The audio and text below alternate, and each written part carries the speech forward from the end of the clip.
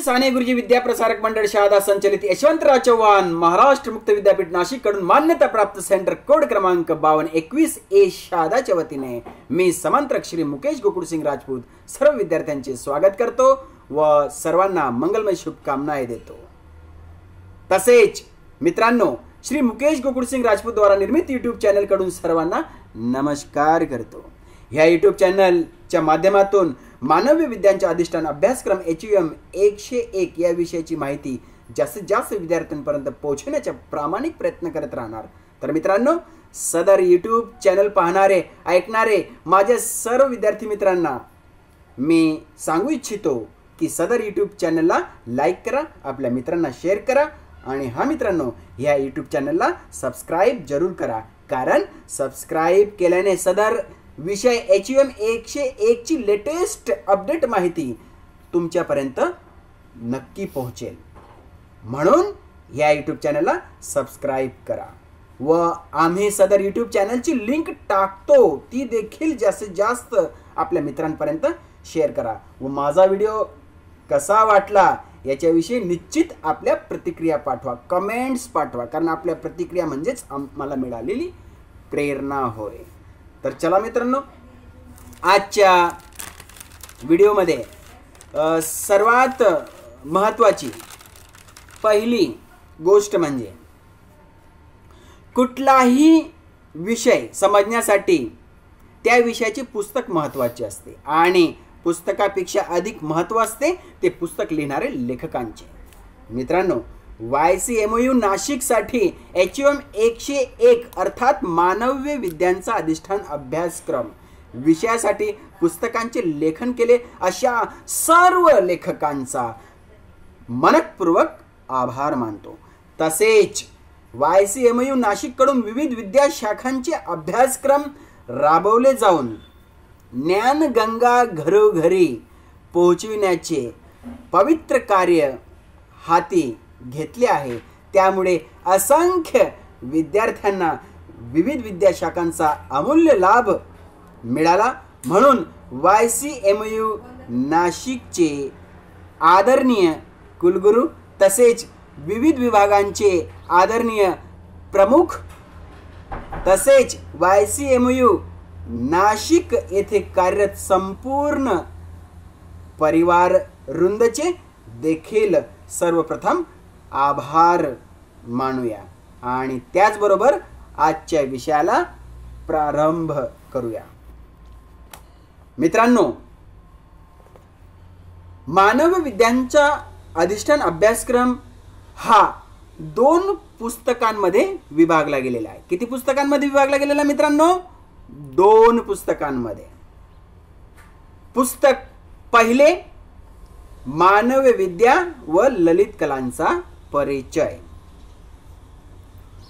पुन्हा एक वेळा ऐका, पुस्तक पहिले ज्याचे नाव आहे मानव विद्या व ललित कलांचा परिचय आणि पुस्तक दुसरे ज्याचे नाव आहे प्रयोगाधिष्ठित व यंत्राधिष्ठित कला। काय नाव आहे मित्रांनो दुसऱ्या पुस्तकाचे? प्रयोगाधिष्ठित व यंत्राधिष्ठित कला। तर असे हे 2 पुस्तक मानव विद्यांचा अधिष्ठान अभ्यासक्रम HUM पुस्तक पहिले याच्यामध्ये 5 घटक आहेत, म्हणजेच 5 प्रकरण आहेत। पुस्तक क्रमांक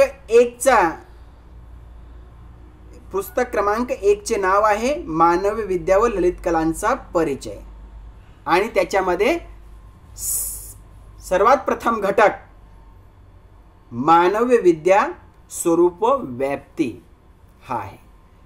घटक क्रमांक 2 कलांचे स्वरूप व वर्गीकरण।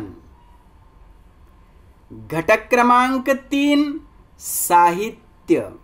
घटक क्रमांक 4 चित्रकला शिल्पकला। घटक क्रमांक 5 वास्तुकला। असे 5 घटकांचा पहिल्या पुस्तकात अभ्यास करावायचा आहे। तर पुस्तक दुसरे ज्याचे नाव आहे प्रयोगाधिष्ठित व यंत्राधिष्ठित कला याच्यामध्ये एकूण 4 घटक आहेत, म्हणजे 4 प्रकरणं आहेत. पहिला घटक संगीत, घटक क्रमांक 2 नृत्य, घटक क्रमांक 3 नाट्य आणि घटक क्रमांक 4 चित्रपट.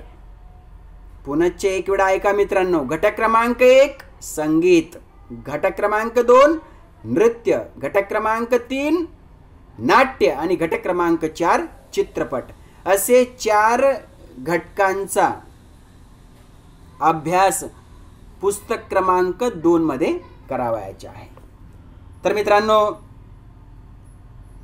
अशा पद्धतीने मानवी विद्याचा अधिष्ठान अभ्यासक्रम यांच्या पुस्तकांचे विभाजन व त्याच्यामध्ये येणारे घटकांची नावं आपण ऐकली, समजली.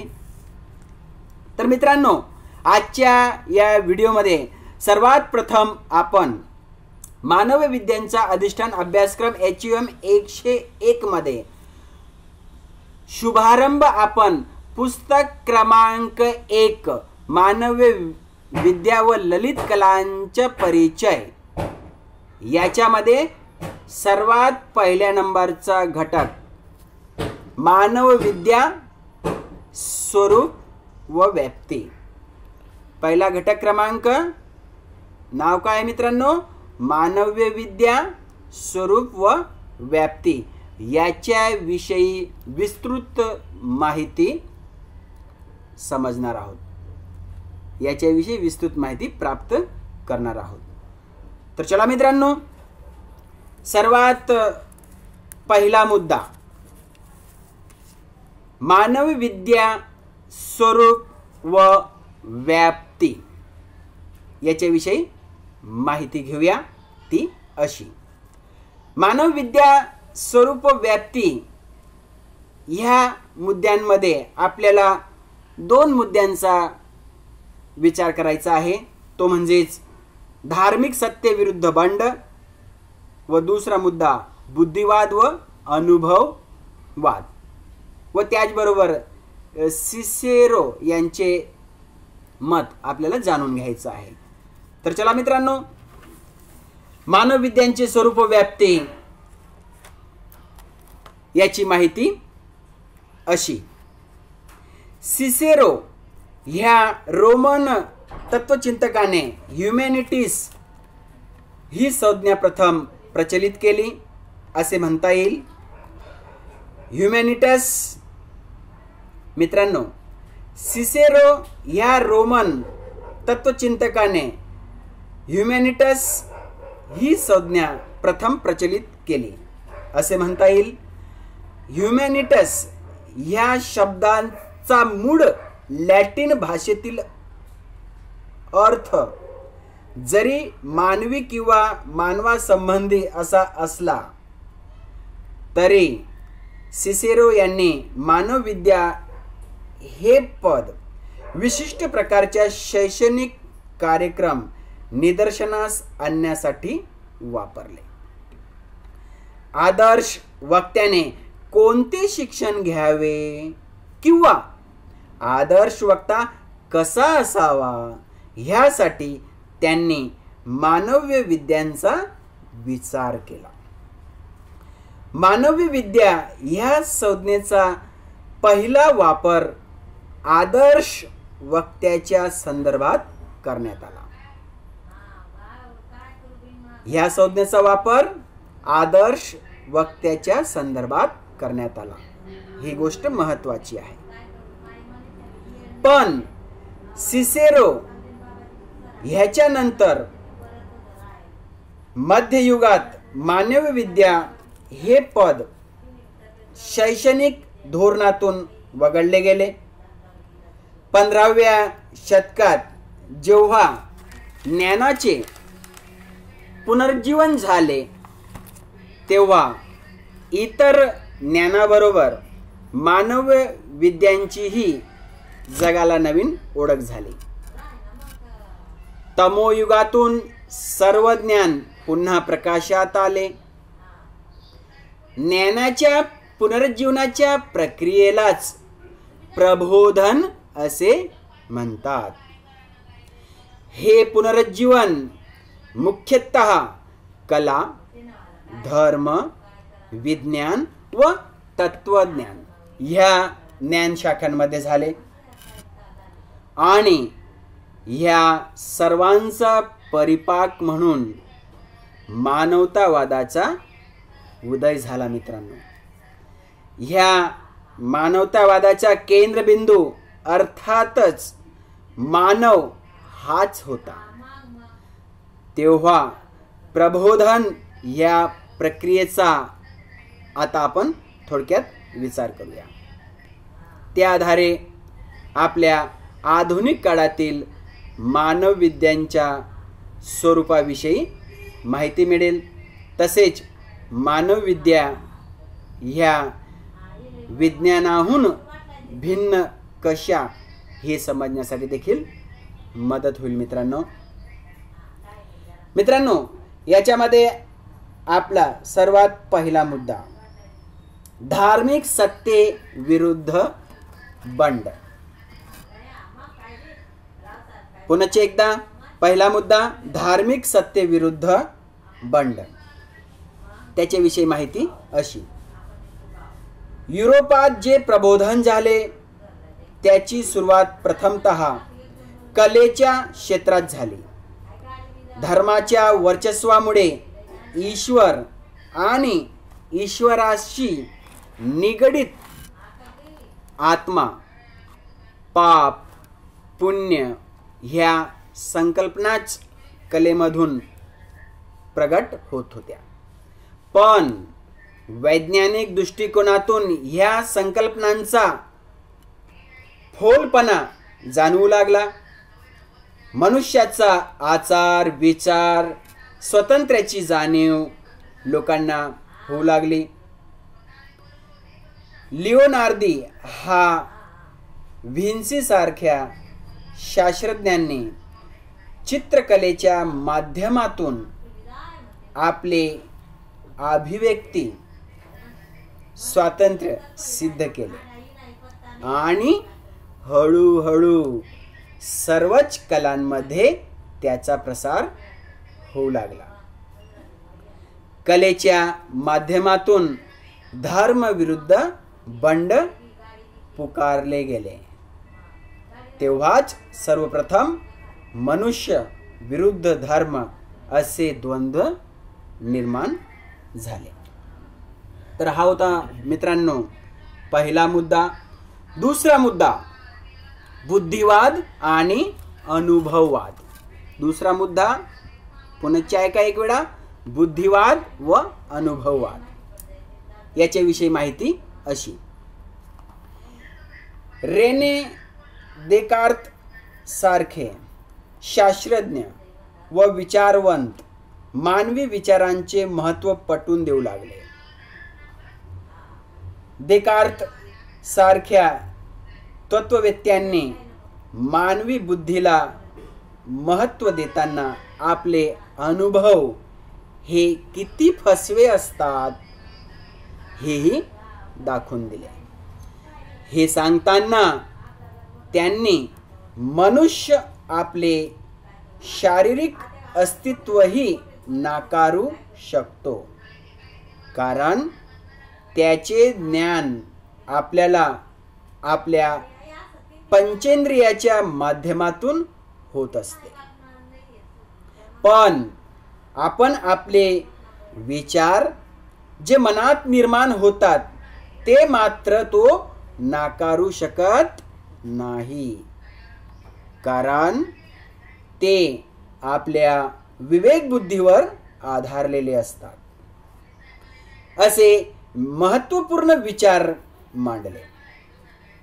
त्यातूनच बुद्धिवाद्यांची परंपरा निर्माण झाली. मित्रांनो, तर दुसऱ्या बाजूला आपल्या अनुभवातून, निरीक्षणातून, परीक्षणातून मिळणाऱ्या ज्ञानाला जास्त महत्त्व देणाऱ्या अनुभववाद्यांची परंपरा निर्माण झाली. अर्थातच त्यांचा पाया हा विज्ञानाचा होता. ह्या दोन्ही परंपरा मानव किंवा मनुष्य केंद्रीभूत म्हणूनच पुढे आल्या. त्यातच नवी नवी सामाजिक शास्त्रेही उदयाला आली. उदाहरणार्थ अर्थशास्त्र, समाजशास्त्र, राज्यशास्त्र, मानसशास्त्र ही स्वतंत्र सामाजिक शास्त्रे म्हणून पुढे आली. ती वैज्ञानिक पद्धतीवरच आधारलेली होती. मित्रांनो, मनुष्य, त्यांचे परस्परांशी असलेले संबंध, मनुष्याने निर्माण केलेली संस्कृती, मानवी जीवन सुकर करणाऱ्या कुटुंब, राज्य, अर्थ इत्यादी संस्थांचा शास्त्रशुद्ध अभ्यास सामाजिक शास्त्रांतर्गत होऊ लागला. नैसर्गिक शास्त्रांबरोबरच सामाजिक शास्त्रेही प्रगत होऊ लागली. दोन्ही विज्ञाने अनुभव, निरीक्षण व परीक्षणाच्या कसोट्यांवर स्वतःला पारखून घेत पुढे जाऊ लागले. त्यामुळे ह्या नवजागृतीच्या प्रवाहातून विज्ञानाने खूपच मोठी झेप घेतली. त्याचबरोबर तत्त्वज्ञान, नीतिशास्त्र, साहित्य, कला इत्यादी मानवी विद्या ह्या क्रांतिकारी विज्ञानापासून वेगळ्या होऊ लागल्या. त्यांची एकमेकांपासून फारकत झाली. तसेच प्रबोधनाच्या सुरुवातीच्या कालावधीत निर्माण झालेल्या धर्म विरुद्ध मानव ह्या द्वंद्वाचे स्वरूपही बदलले. त्याचे रूपांतर विज्ञान विरुद्ध मानवी विद्या या द्वंद्वात झाले. हे द्वंद्व कोणत्या मुद्द्यावर होते ते आता आपण पाहू. विज्ञान असो वा मानवी विद्या, कोणत्याही विज्ञान शाखेचा अभ्यास करताना दोन महत्त्वाच्या बाबींचा विचार होणे आवश्यक आहे. पहिली गोष्ट म्हणजे त्या ज्ञानशाखेचा अभ्यास विषय आणि दुसरी म्हणजे तो अभ्यास करण्याची पद्धती. प्रथमतः आपण विज्ञानाच्या अभ्यासविषयी किंवा आशय आणि त्याची अभ्यास पद्धती या दोहांचा विचार करूया. विज्ञान असे म्हणताना येथे नैसर्गिक व सामाजिक दोन्ही विज्ञाने अभिप्रेत आहेत. विज्ञानाचा आशय व पद्धती ह्या दोहांचा विचार हा अर्थातच मानव विद्यांच्या आशय व पद्धतीवर प्रकाश टाकेल आणि दोहांमधील साम्यभेद आपल्या लक्षात देखील येईल, आपल्याला समजण्यात देखील मदत होईल. तर मित्रांनो, अशा पद्धतीने मानवी विद्यांचे स्वरूप व व्याप्ती ह्या दोन मुद्द्यांमध्ये आपण समजली, ऐकली. त्याचबरोबर या ठिकाणी मानव विद्यांचे स्वरूप व व्याप्ती हा मुद्दा संपन्न होत आहे. तर चला मित्रांनो, पुढचा टॉपिक आपण घेऊया. पुढचा मुद्दा असा: नैसर्गिक विज्ञाने, सामाजिक विज्ञाने व मानवी विद्या साम्य भेद स्पष्ट करा. महत्त्वाचा मुद्दा आहे मित्रांनो. नैसर्गिक विज्ञाने, सामाजिक विज्ञाने व मानवी विद्या साम्य भेद स्पष्ट करा. ह्या मुख्य मुद्द्याच्या अंतर्गत आपण एकूण काही मुद्दे पाहणार आहोत ते असे, जसं पहिला मुद्दा विज्ञान आशय, दुसरा मुद्दा वैज्ञानिक पद्धतीचे स्वरूप, तिसरा मुद्दा वैज्ञानिक पद्धतीमध्ये दिसून येणारे 5 टप्पे, ते 5 टप्पे असे. पहिला टप्पा सिद्धांत कल्पना, दुसरा टप्पा सिद्धांत कल्पनेची प्रचिती, तिसरा टप्पा सिद्धांताची मांडणी, चौथा टप्पा सामाजिक विज्ञानांची अभ्यास पद्धती आणि 5वा टप्पा मानवविज्ञानांची अभ्यास पद्धती. आणि याच अंतर्गत येणारे काही महत्त्वाचे मुद्दे. मानवी आविष्कारांचे आकलनासाठी डिलथी यांच्या 3 अटी. पुन्हा एक वेळा ऐका मित्रांनो, मानवी आविष्कारांचे आकलनासाठी डिलथी यांच्या 3 अटी.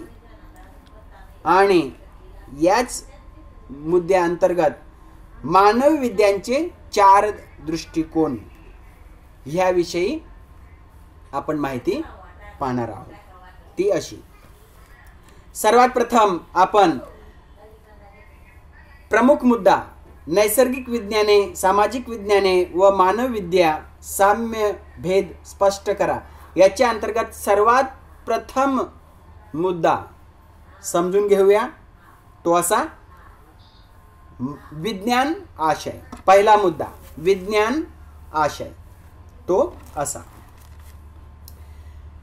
निसर्गाची नैसर्गिक घटनांची माहिती करून घेऊन त्याबाबत अधिकाधिक ज्ञान प्राप्त करून घेऊन निसर्गावर मात करून निसर्गाचा मानवी जीवन सुखी करण्यासाठी उपयोग करून घेण्याच्या लालसेतून मानवाने अनेक शोध लावले व तंत्रे विकसित केले.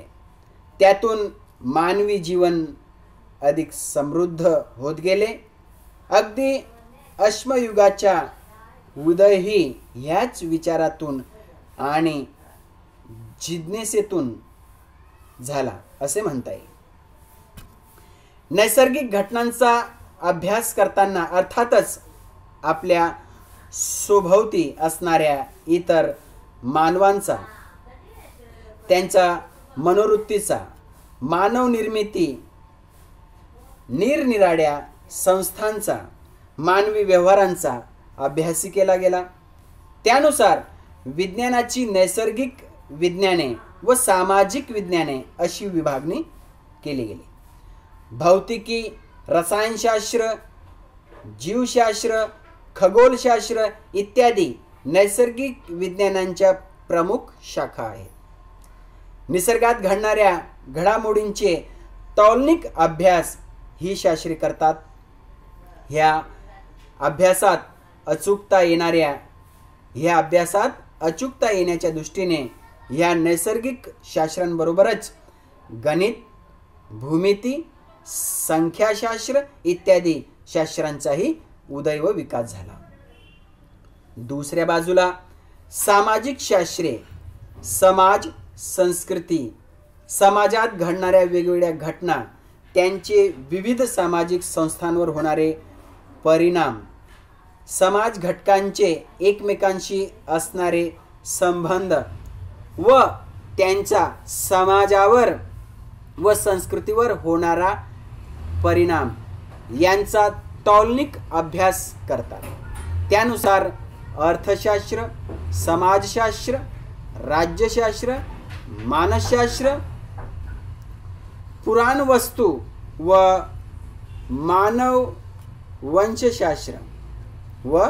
मानववंशशास्त्र या सामाजिक विज्ञानाच्या विविध प्रमुख शाखा विस्तार पावल्या. तर मित्रांनो, हा होता आपला पहिला मुद्दा, विज्ञानाचा आशय. मुद्दा क्रमांक 2, वैज्ञानिक पद्धतीचे स्वरूप. याच्याविषयी आपण माहिती पाहूया. वैज्ञानिक पद्धतीचे स्वरूप असे, वरील प्रकारच्या वैज्ञानिक पद्धतीतील विगमन पद्धती असे म्हणतात. वरील प्रकारच्या वैज्ञानिक पद्धतीला विगमन पद्धती असे म्हणतात. ह्या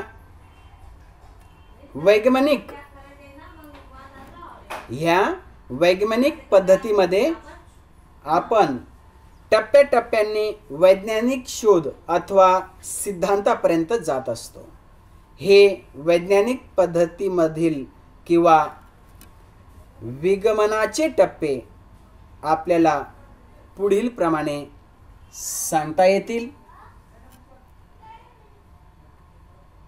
वैज्ञानिक, तर मित्रांनो हे होते वैज्ञानिक पद्धतीचे स्वरूप. आता तिसरा मुद्दा, वैज्ञानिक पद्धतीमध्ये दिसून येणारे 5 टप्पे. ते असे: टप्पा क्रमांक 1 सिद्धांत कल्पना किंवा अभ्युपगम असं देखील त्याला म्हटलेलं आहे. याच्याविषयी माहिती अशी: शास्त्रज्ञ आपल्या निरीक्षणातून अनेक पुरावे जमवत असतात. त्याचबरोबर पुराव्यांची छाननी करणेही आवश्यक असते. उदाहरणार्थ, कोणता पुरावा आपल्या अभ्यासासाठी योग्य आहे किंवा आधीच्या पुराव्यांना पुष्टी देणारा आहे हे ठरविले जाते. काही वेळा आपण ज्या प्रकाराची निरीक्षणे करतो ती केव्हाही करता यावीत ह्यासाठी कृत्रिम रीतीने प्रयोगशाळेत मांडली जातात.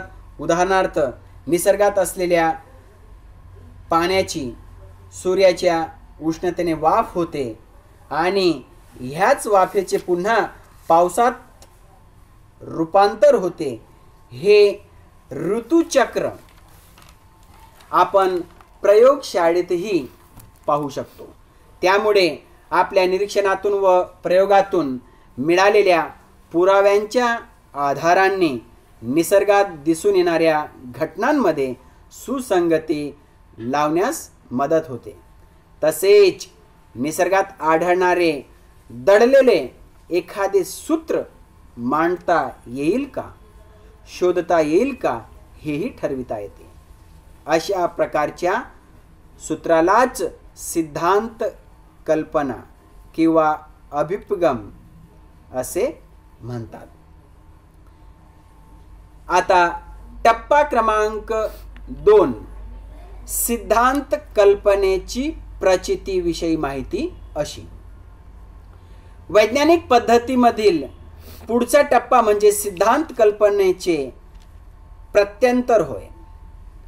सिद्धांत कल्पना नुसती मांडणे पुरेसे नसते, तर ही सिद्धांत कल्पना पुन्हा पुन्हा पाहणे, त्याचे पुन्हा प्रत्यंतर आवश्यक असते. मित्रांनो, तर्कांनी, विचारांनी आणि त्याचबरोबर पुन्हा पुन्हा घडणाऱ्या नैसर्गिक सामाजिक घटनांनी आपल्या सिद्धांत कल्पनेची प्रचिती घेता येईल आणि ह्याचबरोबर मूळ सिद्धांताला पुष्टी मिळते.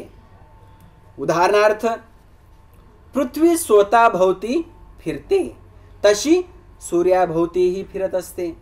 ह्याचे प्रत्यंतर म्हणूनच रोज सूर्य पूर्वेला उगवतो व पश्चिमेला मावळतो. हा सर्वांचाच अनुभव आहे आणि असा प्रयोग मांडूनही वरील पुराव्याचे वेळोवेळी प्रत्यंतर घेता येते. तर मित्रांनो, हा होता टप्पा क्रमांक 2. आता टप्पा क्रमांक 3 सिद्धांताची मांडणी ह्याविषयी माहिती अशी: सिद्धांत कल्पनेचे वारंवार प्रत्यंतर घेता येत असेल किंवा आपले अनुभव, निरीक्षणे अथवा प्रयोग सिद्धांत कल्पनेला पूरक असतील, पुष्टी देणारे असतील, तर सिद्धांत कल्पनेचे रूपांतर सिद्धांतामध्ये होते. अशा प्रकारांनी नवीन सिद्धांत अथवा शोध निर्मितीला जातो, मांडला जातो.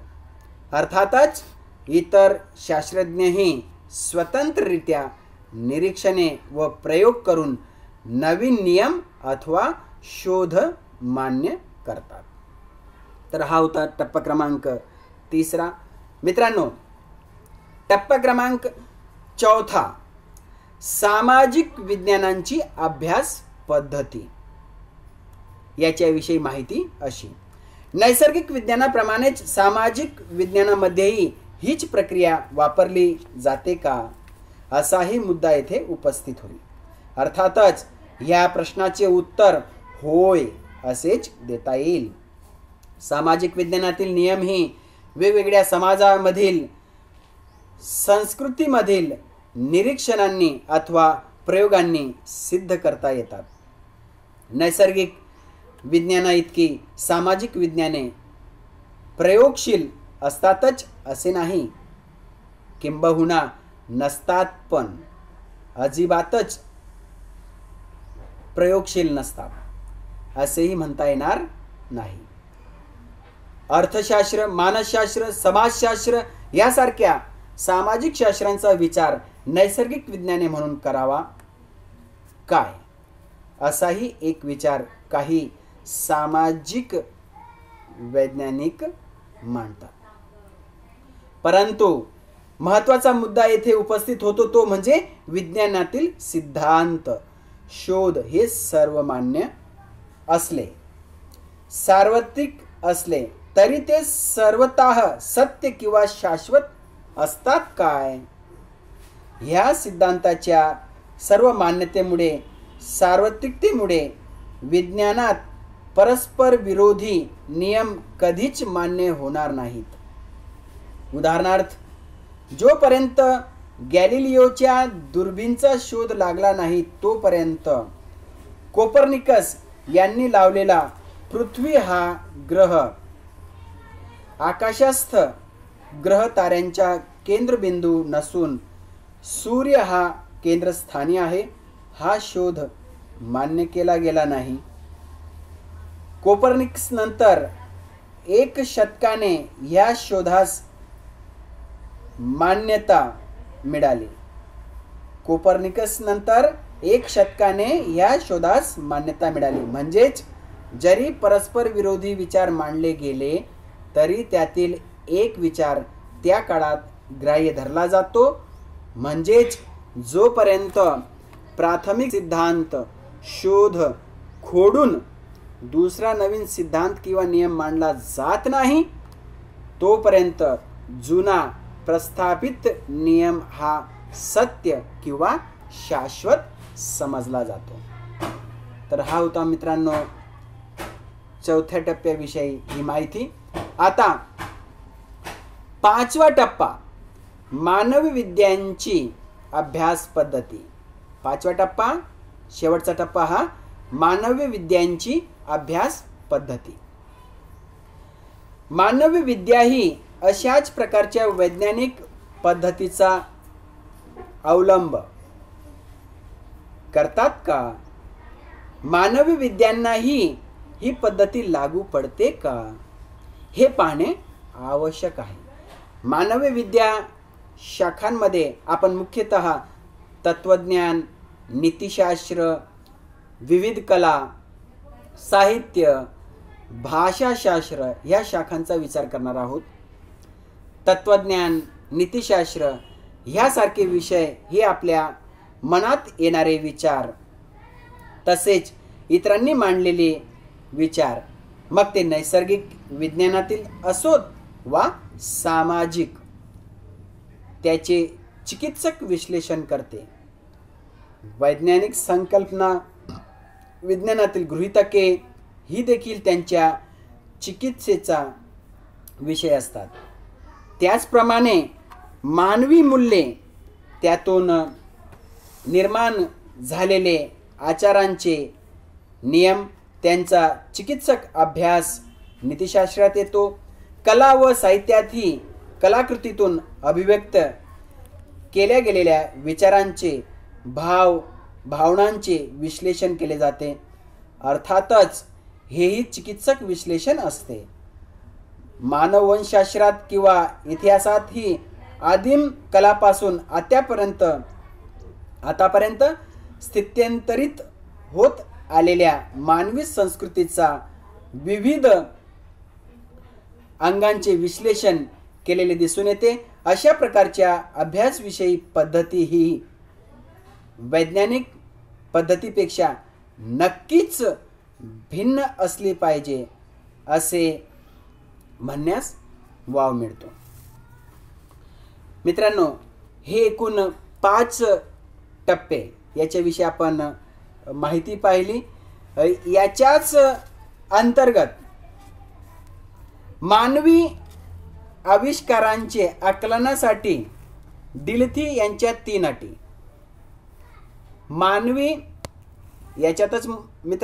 मानवी आविष्कारांच्या आकलनासाठी डिलथी यांच्या 3 अटी याच्याविषयी आपण माहिती पाहूया. ती अशी: पहिली अट, इतरांच्या आविष्कारातून व्यक्त होणारा अर्थ अनुभवण्यासाठी, तो समजून घेण्यासाठी व त्याचे आकलन होण्यासाठी विशिष्ट प्रकारची मानसिक प्रक्रिया आवश्यक असते. तसेच आपले आविष्कार इतरांपर्यंत पोहोचविण्यासाठीही हीच प्रक्रिया उपयोगी पडते. म्हणूनच त्या विशिष्ट प्रक्रियेची माहिती सर्वांना असणे जरुरीचे असते. दुसरी अट, परस्परांच्या आविष्कारांचे आकलन होण्यासाठी अर्थातच विशिष्ट सामाजिक व सांस्कृतिक पद्धती माहिती असणे आवश्यक आहे.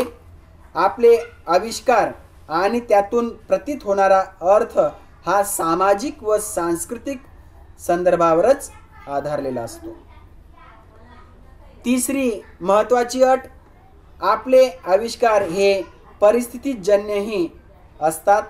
ते परिस्थितीनुसार बदलणारे असतात. ह्या परिस्थितीचे आकलन ही आविष्काराच्या आकलनासाठी आवश्यक आहे. मानव विज्ञानमध्ये विचारात घेतल्या जाणाऱ्या ज्ञानाकडे विज्ञानापेक्षा वेगळ्या दृष्टीने पाहण्याची गरज असते.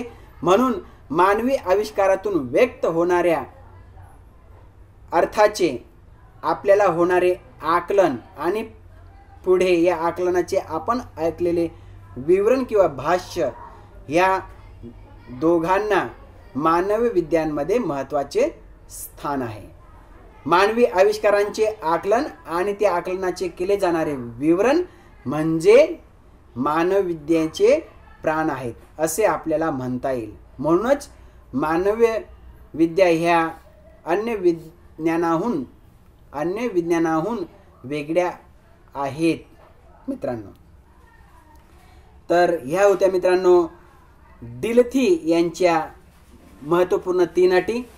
आता आपण पुढच्या मुद्द्यामध्ये मानव विज्ञानचे 4 दृष्टिकोन याच्याविषयी माहिती पाहूया. ती अशी: मानवी विद्यात दिसून येणारे 4 वेगळ्या प्रकारचे दृष्टिकोन सांगितले गेले. हे 4 दृष्टिकोन पुढील प्रमाणे. ते 4 दृष्टिकोन असे: पहिला दृष्टिकोन, मानव विज्ञानमध्ये आकलन आणि विवरण करण्याची विशिष्ट पद्धती असते. ही पद्धती कोणत्याही विषयाला लागू पडणारी असते. म्हणजेच आकलन आणि विवरण करण्याची पद्धती वस्तुनिष्ठ असते. दुसरा दृष्टिकोन, आकलन व विवरण ह्या पद्धतीसाठी विशिष्ट प्रकारच्या भाषेवर भर दिला जातो आणि त्याच प्रकारच्या भाषेचा वापर सर्व ठिकाणी केला जातो. तिसरा दृष्टिकोन, आकलन आणि विवरण शक्ती निर्माण करण्यासाठी अत्यंत वेगळ्या प्रकारच्या मानसिकतेची आवश्यकता असते. ह्यालाच आपण संवेदनशीलता असे म्हणतो. मानवी विद्येच्या अभ्यासकाजवळ ही संवेदनशीलता असणे आवश्यक असते. चौथा दृष्टिकोन, आकलन आणि विवरणासाठी लागणारी संवेदनशीलता ही केवळ काहींचीच मक्तेदारी असून चालणार नाही, तर सर्वसामान्य व्यक्ती ही देखील थोडीफार संवेदनशील असतेच, हे येथे गृहीत धरण्यात आले आहे. वरील चारही दृष्टिकोन ज्या मूलगामी मुद्द्याला धरून आहेत, तो मुद्दा म्हणजे मानवी विद्या ही एक अत्यंत महत्त्वाची आणि यथार्थ अशी ज्ञानशाखा आहे. ती अर्थातच काही बाबतीत साम्य असूनही नैसर्गिक आणि सामाजिक विज्ञानाहून भिन्न आहे. तर मित्रांनो, अशा पद्धतीने मानवविद्याचे हे 4 दृष्टिकोन आपण पाहिले. मित्रांनो, या ठिकाणी आपला जो दुसरा महत्त्वाचा मुद्दा होता, नैसर्गिक विज्ञाने, सामाजिक विज्ञाने व मानवी विद्या साम्य भेद स्पष्ट करा, हा पूर्ण झालेला आहे. आजच्या व्हिडिओच्या सत्रामध्ये मित्रांनो, आपण मानवविद्यांचा अधिष्ठान अभ्यासक्रम पुस्तक क्रमांक 1 मानव्य विद्या व ललित कलांचा परिचय याच्यामध्ये घटक क्रमांक 1 मानव विद्यांच्या स्वरूप व व्याप्ती याच्याविषयी माहिती पाहिली व दुसरा मुद्दा नैसर्गिक विज्ञाने व सामाजिक विज्ञाने व मानव विद्या साम्य भेद स्पष्ट करा याच्या विषयी माहिती अभ्यासली. त्याचबरोबर त्याच्यामध्ये येणारे विविध मुद्दे जसे विज्ञान आशय, वैज्ञानिक पद्धतीचे स्वरूप, वैज्ञानिक पद्धतीचे दिसून येणारे 5 टप्पे, त्याचबरोबर डिल्थी यांच्या 3 अटी व मानवविद्यांचे 4 दृष्टिकोन, अशा वेगवेगळ्या मुद्द्यांची सविस्तर माहिती आपण आजच्या व्हिडिओमध्ये समजली, ऐकली.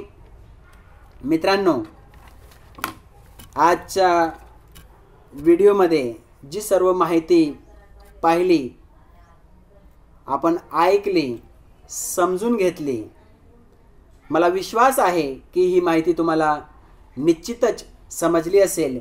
ही माहिती तुम्हाला व्यवस्थित समजून घेण्यासाठी हा व्हिडिओ परत ऐका, परत समजून घ्या.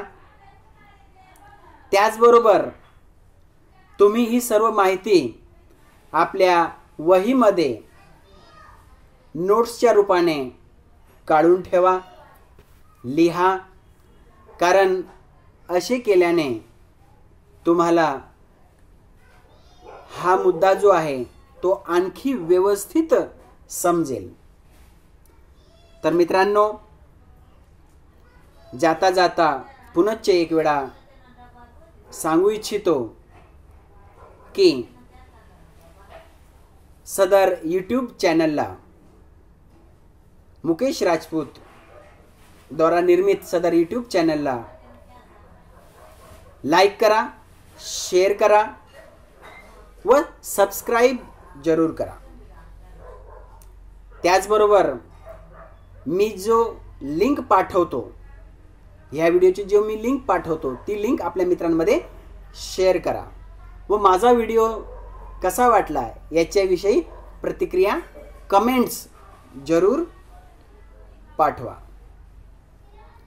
पुढच्या व्हिडिओमध्ये आपण दुसरे जे मुद्दे आहेत या घटकांमधले, जसं मानव विज्ञानाच्या प्रमुख 2 शाखा तत्वज्ञान आणि नीतिशास्त्र, तत्वज्ञानाचे स्वरूप व्याप्ती आणि नीतिशास्त्राची स्वरूप व्याप्ती याच्याविषयी माहिती आपण पुढच्या व्हिडिओच्या सत्रामध्ये पाहणार आहोत. म्हणून पुढच्या व्हिडिओची निश्चित प्रतीक्षा करा.